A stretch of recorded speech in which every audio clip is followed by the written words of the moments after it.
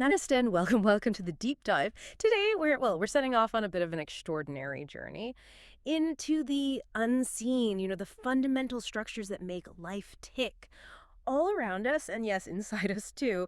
Imagine this world where tiny cells specialize in incredible ways, becoming part of these living masterpieces. Okay, let's unpack this. Our deep dive today, it's all about the absolutely fascinating world of biological tissues. And our guide, well, it's a series of really interesting questions and answers. When you put them together, they don't just give facts, they paint this vivid, really quite surprising picture of how life is organized. So ingenious. Yes, exactly. And our mission for you listening is to truly understand these building blocks, these tissues in plants, in animals. We're not just listing them off. We want to unravel their incredible specialization, explore how they allow for all the diverse, frankly, wondrous functions of life. What's fascinating here is how these seemingly simple arrangements dictate such complex life. It helps us grasp not just what they are, but the deep why. Why they're essential for, well, everything from a towering banyan tree to our own beating hearts. So it's like uncovering life's blueprint, isn't it? The real magic behind it all. Let's start right at the beginning then, the most fundamental question. What is a tissue? I mean, when you have a group of cells, what makes it more than just a crowd? Is there some sort of secret ingredient? That's a great way to frame it. Because, a tissue isn't just any cluster of cells. It's specific, highly organized, found in a definite place. Think of it like a perfectly assembled team. These cells are arranged, yes, but also designed for the highest possible efficiency, for one particular function. It really is a story of amazing cellular teamwork and deep specialization. Each cell does its job, and together they maximize output for the whole organism. It's nature showing us peak efficiency, really. That idea of teamwork, efficiency, it's brilliant. It makes me think, though, if cells are specializing like this, forming these super efficient teams who are the masters of this, which organisms really show this grand cellular orchestration? Is it the simplest life forms or maybe us? Oh, it's definitely the multicellular organisms, no question. Yeah. And if we connect this to the bigger picture, this division of labor, it's not just some interesting biological detail. It is the fundamental secret behind all the complexity and diversity we see in life. It's the secret sauce, you could say. It lets these organisms do so much more, grow bigger, sustain much more intricate functions than any single cell trying to do everything could possibly manage. It's the engine driving biological sophistication. Truly remarkable. The ingenuity is just... Wow. Okay, let's pivot a bit. Let's look at a key difference straight away. Plants versus animals. How do they handle structural support and growth? Think about a majestic old tree just standing there so rigid versus, say, a cheetah, all flexible, dynamic movement. How does their internal architecture reflect these totally different ways of living? That's a crucial distinction, yes. And it tells us a lot about their evolutionary paths. Plants, well, they need to stand tall, fight gravity their whole lives, right? So they often develop a large amount of supportive tissue. And here's where it gets interesting. This supportive tissue, it often includes strong, sometimes even dead cells for maximum rigidity, like building with concrete blocks almost. Dead cells, really? Yes, for that stiffness and strength. Now, compare that to animal growth. It's not usually uniform across the whole body, is it? It's limited to certain areas or phases of life.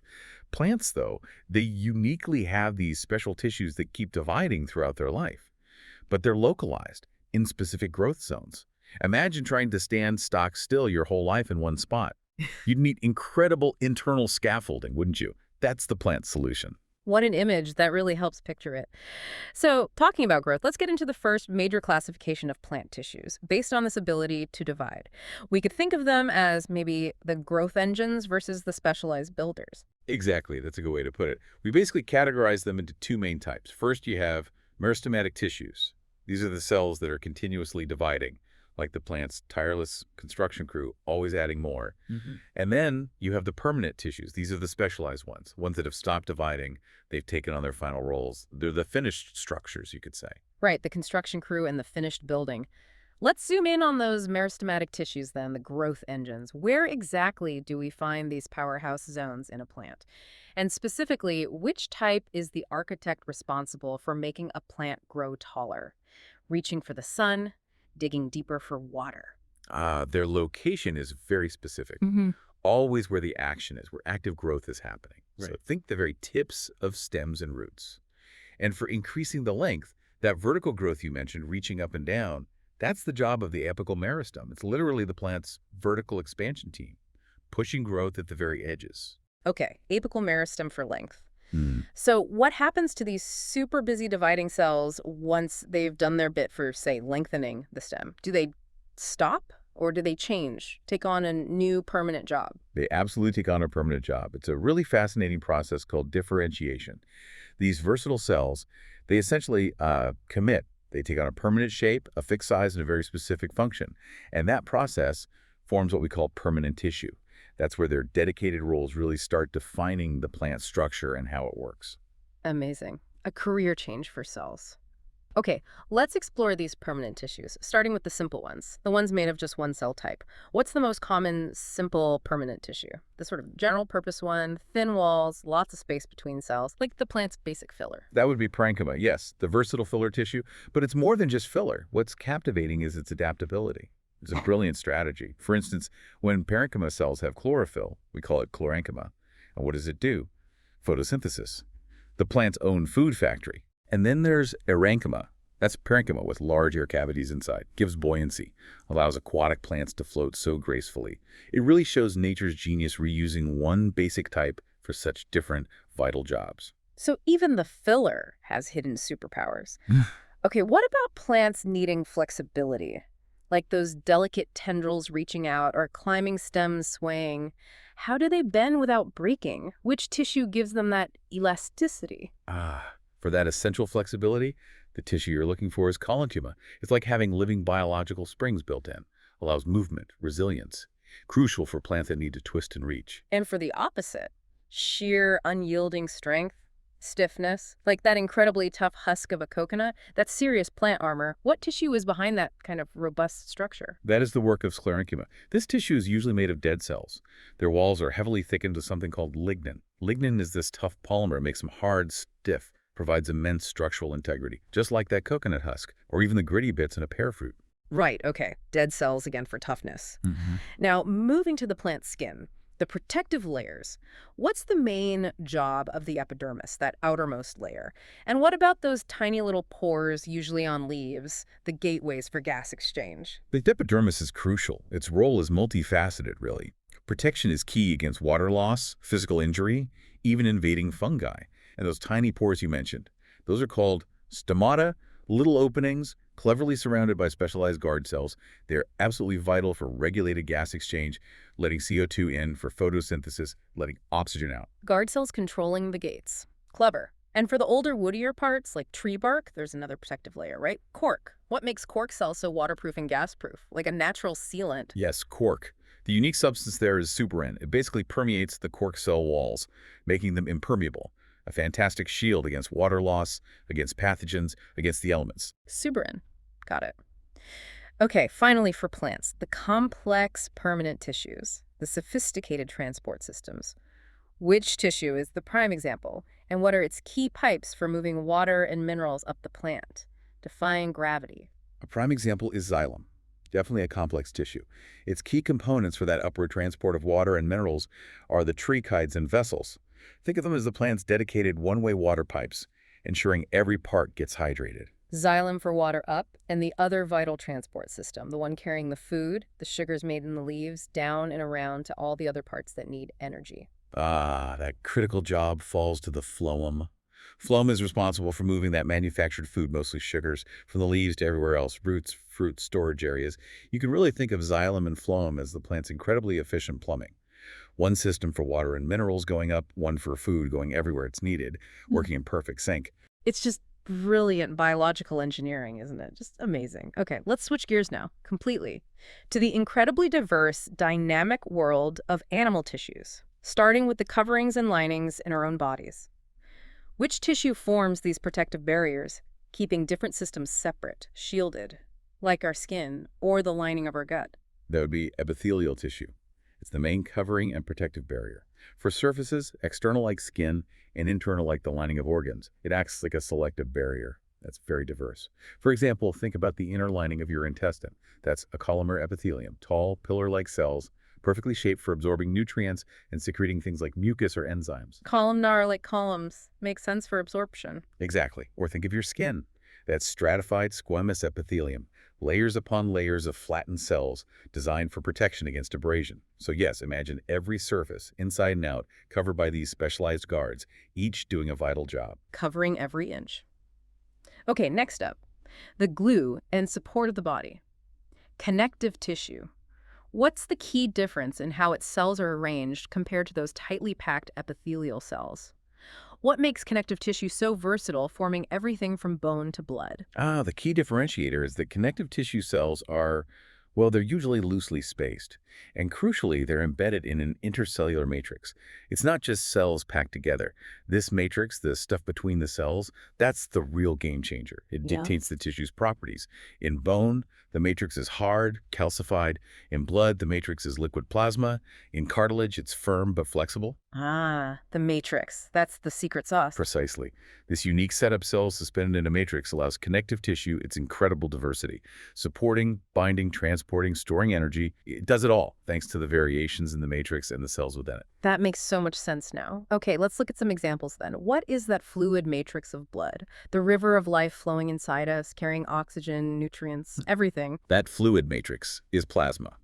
It's mostly water, but it's a complex yellowish solution carrying the red blood corpuscles, the white blood corpuscles, and platelets, each with its own critical function. Plasma. Got it. Now, our skeleton. What's the strong, pretty inflexible connective tissue forming our body's framework, supporting us, anchoring muscles, giving us shape? And then what connects bone to bone, forming those flexible joints? The strong, non-flexible framework is, of course, bone. It's rigid, provides support and protection. And connecting bone to other bones at the joints, that's the job of ligaments. These are tough, slightly elastic connective tissues, like strong biological ropes holding the skeleton together while allowing movement. Bone for the frame, ligaments for the connections. Okay, where does our body store energy as fat, acting as insulation, cushioning, and that reserve fuel tank? That storage role belongs to adipose tissue, fat tissue. You find it primarily just below the skin, helps with insulation, and also packed between internal organs, offering cushioning and protection, plus that dense energy store. Adipose tissue, right. Now for movement, the amazing muscular tissues. We know about the muscles we control, like lifting an arm, but what about the ones working silently, tirelessly, without us thinking? Moving food along our digestive tract, controlling blood vessel diameter. Those are the smooth muscles. They handle all those involuntary movements, operating constantly behind the scenes, keeping our internal systems running smoothly.